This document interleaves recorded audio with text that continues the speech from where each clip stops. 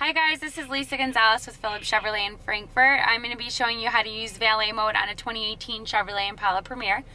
First, with the valet mode, pretty much what it does, it's going to have you have all of your screens locked out so the valet driver can't get into it.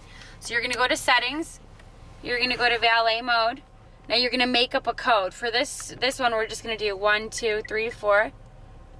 We'll do enter, and it's going to have you re-enter the code. Now, by pressing lock, it completely is going to lock you out of both screens. It's going to lock you out of your Chevy MyLink system and your driver information center.